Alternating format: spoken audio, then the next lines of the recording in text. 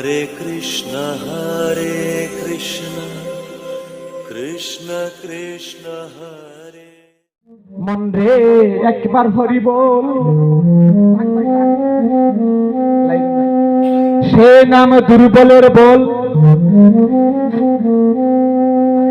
নামবি নাকি আছে বল, এবব সংসারে যেজন করে বাবা হরি চিনতে, হরি করে তার চিনতে অন্তে জীবকে নিয়ে যায় সেই ভব সিন্ধু পারে।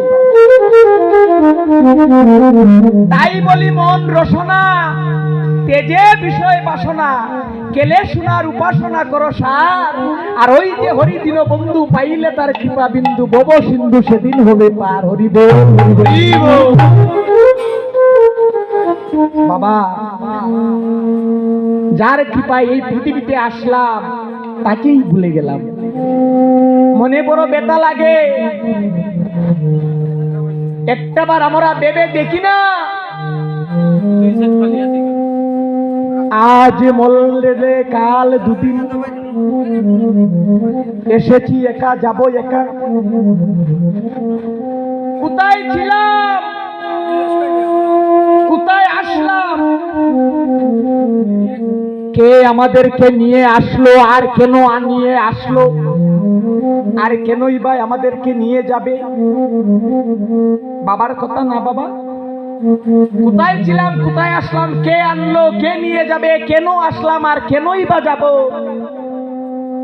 এসব চিন্তা করতে করতে আমাদের সারাটা জীবন কাটিয়ে দিলাম আমার, শুধু আমার আমার বলে সবকিছু ভুলে গিয়ে।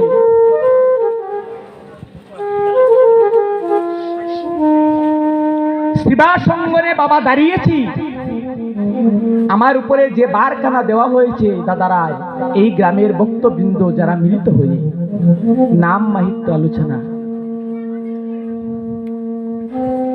সেই নাম মাহিত্য আলোচনা করার মতো দক্ষতা জ্ঞান আমার নেই বাবা। নামের মাহিত্য সাংঘাতিক বড় বিষয়, যে নাম দ্বারা মানুষ এপার থেকে ওপার চলে যায়, এপার থেকে ওপার চলে যায় যে নামের দ্বারা, আর ওই নামের মাহিত্য কানা দিয়েছে আজকে সজীব তালুকদার কীর্তনিয়াকে বর্ণনা করার জন্য। আমার মতো অদম কি সম্ভব? কিন্তু প্রশ্ন জাগে না বাবা আপনাদের মনে একটিবার, যে তুমি যদি কিছু জানো না, যদি তুমি কিছু বুঝো না, যদি তোমার কিছু জানার না থাকে, বুঝার না থাকে, কিছু জানো না, তাহলে আসরে উঠে দাঁড়িয়েছো কেন? কি বাবা প্রশ্ন জাগে না যে ভাই তুমি যদি কিছু জানো না তাহলে আসরে উঠে দাঁড়িয়েছো কেন? মহাজন সাথে সাথে সিদ্ধান্ত দিলেন, যে কিছু জানে না, যে কিছু বুঝে না, যে কিছু জানে না রে, যে কিছু কখনো বুঝে না, তাকে সাথে সাথে চলে যেতে হবে সাধুর বাজারে। আর সাধুর বাজারে গেলে একমাত্রই সে জানতে পারবে, সাধুর বাজার বিনা কিছু জানা যায় না। আজকে আমার একটি পরীক্ষা বাবা, সারা বছর মাস্টার সাহেব ছাত্রকে স্কুলে পড়াশোনা করায়, তাই না ভাই? সারাটা বছর 365 দিন, কিন্তু 365 দিন পর সেই মাস্টার সাহেব ছাত্রকে কাগজ কলম দিয়ে বলে, কুকারে একটু এই প্রশ্নের উত্তরটা লিখে দে তো। কেন? মাস্টার সাহেব কি তা জানে না? জানে। তাহলে কেন দিচ্ছে? দেখলো যে আমি 365 দিন এত শ্রম দিয়ে ওকে আমি এত পড়াশোনা করালাম, ও কতটুকু শিখলো। আপনাদের কাছ থেকে আমি শিখেছি, আর এটা আজকে বর্ণনা করতে হবে। কেন? যে সজীব তুমি কতটুক শিক্ষা অর্জন করেছো তা আজকে আমরা দেখে নেব। সেই নাম মাহিত্য বাবা, অনেক নাম মাহিত্য শুনেছেন। আমি অদম সাধন ভোজন কিছু জানি না, পাপী দুরাচারী। আপনাদের চরণ দুলি বিনা মস্তকে ধারণ না করলে সেই পাপ কখনো হয়তো আমার স্খলিত হবে না। সেই নামের বাবা উৎপত্তি আছে। সন্তান যদি বাবাই জন্ম না দেয় তাহলে সন্তান কি আপনি আপনি জন্ম হয়? সেই নামের উৎপত্তি আছে। আমি সেখান থেকে শুরু করছি বাবা। কোথা থেকে সেই নামের উৎপত্তি হলো আমি প্রথম থেকে শুরু করছি। দেখেন, দাপর যুগে, সেই দাপর যুগে, সেই দাপর যুগে রাধারানী আমার কৃষ্ণকে ভালোবেসে আরে কুল অকুল সব কুল দিয়ে ফেলেছে। রাধারানীর 10টি দশা, নামের উৎপত্তিটা কোথায় থেকে দেখেন। সেই 10টি দশার মধ্যে 10 নম্বর যে দশা সেটা হচ্ছে বাবা, কোন দশা জানেন? কৃষ্ণ চিন্তা করিতে করিতে তার দেহখানি কালো হয়ে গেছে। রাধারানী ছিল স্বর্ণবরণ। সেই স্বর্ণবরণ রাধারানী কৃষ্ণ চিন্তা করিতে করিতে কালো বর্ণ হয়ে গেছে, মৃত্যু দশা। সেই সময় বাবা রাধারানীর এক সখী ছিল, যার নাম ছিল চন্দ্রাবলী। সেই চন্দ্রাবলীকে দেখে দেখে বলছে, ও চন্দ্রাবলী, ও চন্দ্রাবলী, আমার কৃষ্ণকে ভালোবেসে আমার সারাটা জন্ম চলে গেল। চন্দ্রারে আমি বোধহয় আর বাঁচব না, আমার বোধহয় ওপারে যাওয়ার সময় হয়ে গেল রে। তাই চন্দ্রা, আমি মরার আগে তোর কাছে আমার কৃষ্ণকে দিয়ে যেতে চাই রে। কৃষ্ণ কথা শুনে বাবা চন্দ্রাবলী স্তম্ভিত হয়ে গেল, সর্বরা। যে কৃষ্ণের জন্য যুগী ঋষিরা কোটি কোটি জনম সাধনা করে, আর সেই কৃষ্ণ রাধারানীর চরণে দাসখত লিখে দিয়েছে, আর সেই রাধারানী বলছে সেই কৃষ্ণকে জানি আমার কাছে দিয়ে যাবে। আমার মতো সৌভাগ্যবতী তো আর কেহ নেই। সাথে সাথে বাবা নয়ন জল ছেড়ে দিয়ে সেই চন্দ্রাবলী রাধাকে বলল, রাধে, রাধে রে, তোর মতো গুরু আমি আর কখনো পাবো না রে, এমন বান্ধব আমি আর কখনো পাবো না। চন্দ্রা, তুই যখন তোর কৃষ্ণকে আমার হাতে তুলে দিবি, দে না, কেন দেরি করছিস, এখনই দে। বলল, এমন ভাবে দেওয়া যাবে না রে। তাহলে সেই কৃষ্ণকে আমি নামের সাথে দেব, কৃষ্ণকে আমি নামের সাথে দেব রে চন্দ্রা। চন্দ্রা, তুই কানটা বাড়িয়ে দে, কানটা বাড়িয়ে দে।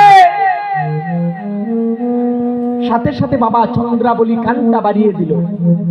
দেখেন ভাইয়েরা, আমরা যারা কৃষ্ণ নাম বলি সেই নামের উৎপত্তিটা কোথায় থেকে? কানটা যখন বাড়িয়ে দিল, রাধারানী আমার আর বিলম্ব করলো না, সাথে সাথে বলল, হরে কৃষ্ণ কৃষ্ণ কৃষ্ণ হরে হরে, হরে রাম রাম রাম হরে হরে। কেন বললো? আমি একবার বললাম হরে কৃষ্ণ, যে সব কিছু হরে নে সেই হচ্ছে কৃষ্ণ। তাই দুবার বললাম হরে কৃষ্ণ, আর যে সব কিছু হরণ করে সেও হচ্ছে কৃষ্ণ। এই হলো বাবা দুবার হরে কৃষ্ণ হরে কৃষ্ণ। এবার হলো কৃষ্ণ কৃষ্ণ, বলছে এই সমস্ত কিছু যে হরণ করে, যে আমিত্ব অভিমান সব কিছু আমাদেরকে হরণ করে নিয়ে যায়, যে এই বিশ্ব ব্রহ্মাণ্ডকে সৃষ্টি করেছে সেই হচ্ছে একমাত্র কৃষ্ণ। তাই বলছে বাবা দুবার কৃষ্ণ কৃষ্ণ, হরে কৃষ্ণ কৃষ্ণ কৃষ্ণ হরে হরে। বলছে হরে রাম রাম রাম হরে হরে। যে রমণ শক্তিকে রাম রমণ, আমিত্ব অভিমান সবকিছু রমণ শক্তিতে পরিপূর্ণ হয়েছে, সেই হচ্ছে রাম। তাই বলছে বাবা হরে রাম রাম রাম হরে হরে। বাবা এই কথা যখন কর্ণে দিয়ে দিল, এবার বলল রাধারানী চন্দ্রা আমার দক্ষিণা দে। বলল দক্ষিণা দে। যেই বলছে দক্ষিণা দে, হাউ মাউ করে খেতে ফেললো বাবা। চন্দ্রায়ার ঠিক থাকতে পারলো না, সাথে সাথে ভূমি তলে গড়িয়ে পড়লো। বলল ও রাধারানী রে রাধা, রাধা এতক্ষণ ছিলাম আমি রাজার মেয়ে, এখন আমি হয়ে গেলাম ভিখারি। যখন তুই আমার কর্ণে নাম দিলে আমি সাথে সাথে ভিখারি হয়ে গেলাম। আমার দেওয়ার মতো আর কিছু নেই। ভালো কথা, যদি তোর দেওয়ার মতো কিছু না থাকে তাহলে তুই আমাকে একটি কথা দে। কি কথা?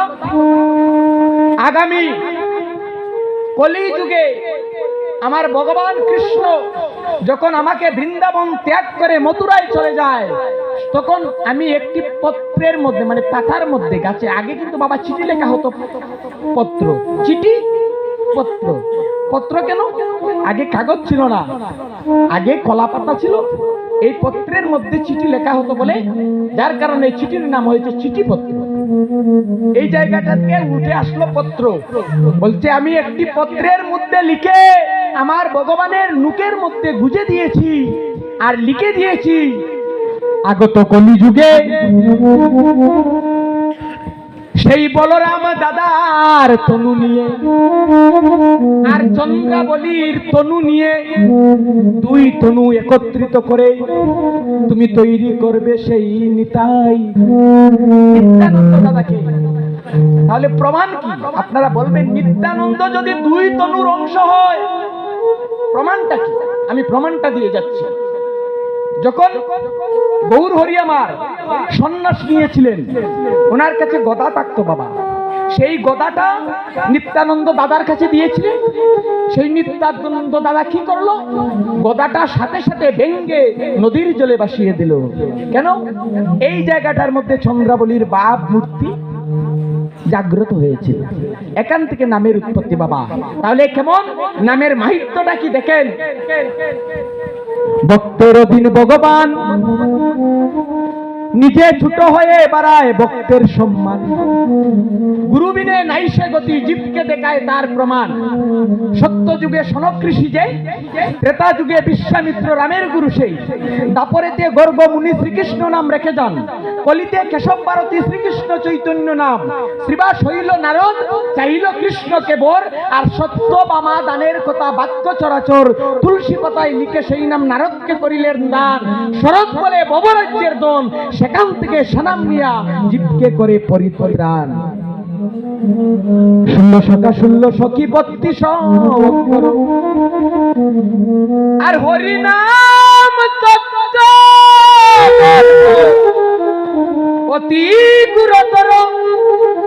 মাধুর্য মহিমা তত্ত্ব যেজন জানে, রাধা কৃষ্ণ নিত্য ধামে গমন করে। হরে কৃষ্ণ হরে রাম মন্ত্র স্বরূপ করো, তিন নামের তন্ত্রে সূত্র কইলা কৈলাসের হর। তিন নামে 16 নাম 32 অক্ষর, বৃত্তি করি কইলা গৌর জগত গুচর। নামরূপে প্রেম দিলা আপনি যাচিয়া, নামে মত্ত ভক্ত চিত্ত বেড়ায় নাচিয়া নাচিয়া। করুণার কল্পতরু এই হরিনাম, কামনায় পাবে মুক্তি প্রেম ব্রজধাম। সংক্ষেপে কইনো আমি হরিনামের তত্ত্ব, জীবের দুর্লভে হরিনামময়।